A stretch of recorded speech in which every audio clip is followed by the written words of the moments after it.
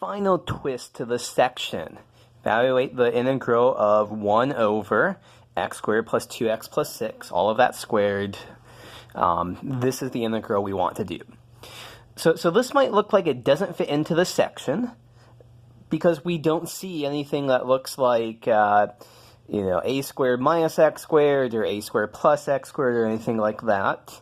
We've got x squared plus 2x plus 6 here, but there's a pesky, 2x hanging around there. If this 2x wasn't here, we could say something like a is square root of 6, and then it would fall into the square root of a squared plus x squared bucket, but we do have this factor of 2x here.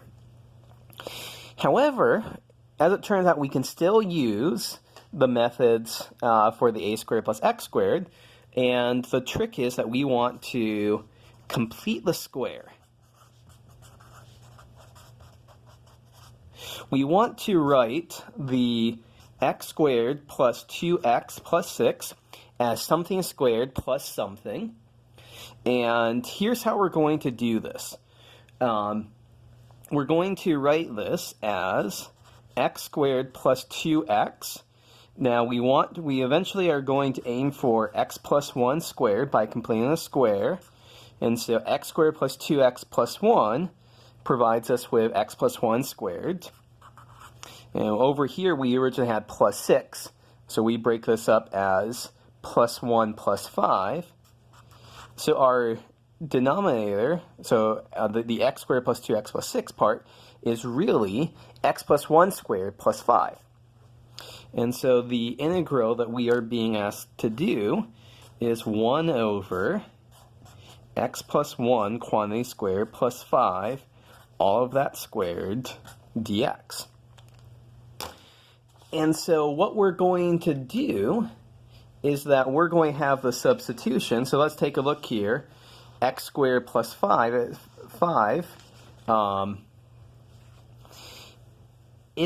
So up here, it's suggesting that we have x is equal to a tangent theta. But here, x plus 1 is playing the role of x. And so we're going to try x plus 1 is equal to, so this 5, that is really the square root of 5 squared.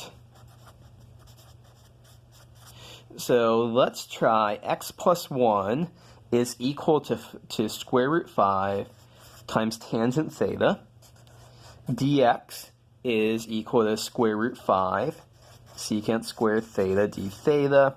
And this whole thing, the square root of x plus 1 squared plus 5, that's equal to square root 5 secant theta. Okay, so let's just recap what's going on here. We had something that doesn't look like it falls in the bucket, but completing a square, we write it as x plus 1 squared plus 5. And then, instead of having x is equal to square root 5 tangent theta, x plus 1 is equal to square root 5 tangent theta.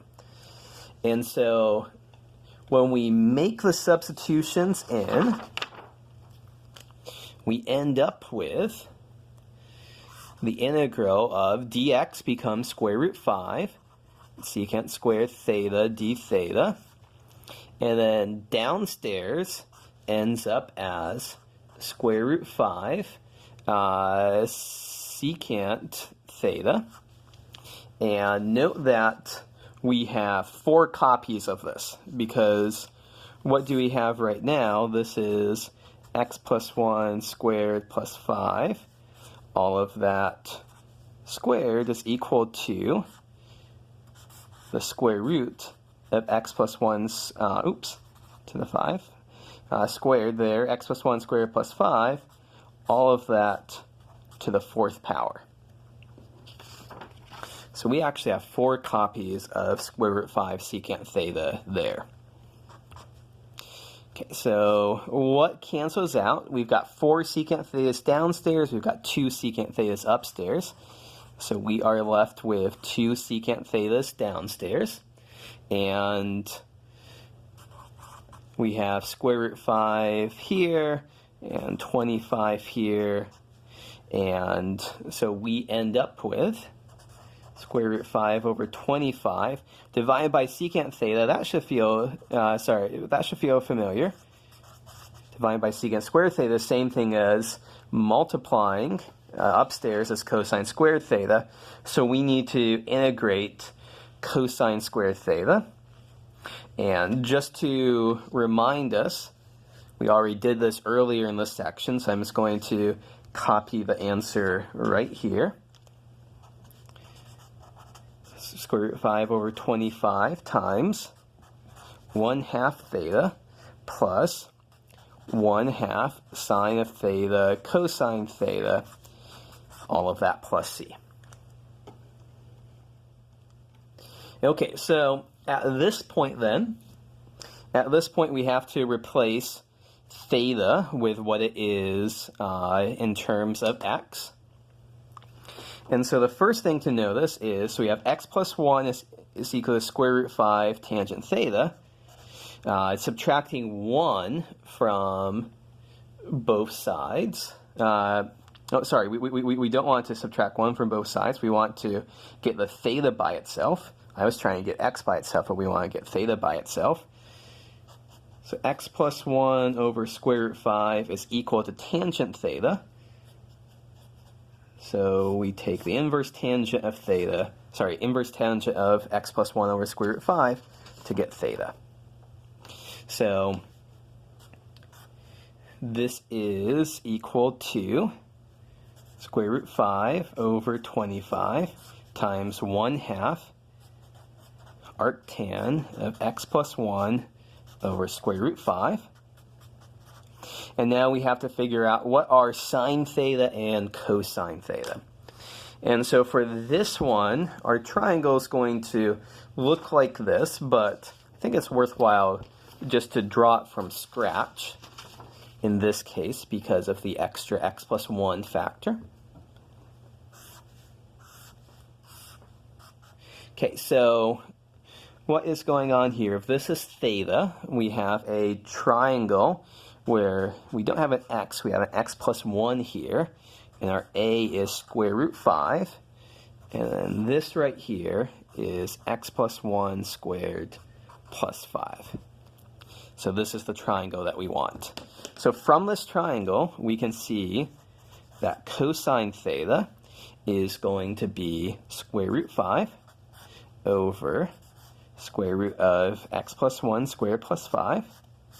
And sine theta is equal to x plus 1 over square root of x plus 1 squared plus 5. So these are the two things we have to plop in. So we plop them in. So x plus 1 over square root of x plus 1 squared plus 5 times square root 5 over square root of x plus 1 squared plus 5. That, and then squeeze in that plus c there at the end. There's some simplifying that we can and should do here to finish this off. So let's see. 1/2 on both of those, let's pull it out. So square root 5 over 50 times inverse tan of x plus 1 over square root 5 plus square root 5 times x plus 1. And see, the thing here is that both of those are the same thing.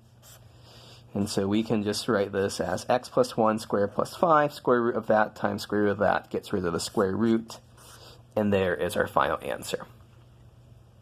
Okay, so what is the moral of the story here? Complete the square to turn it into something that makes it feel like it fits what we're working with.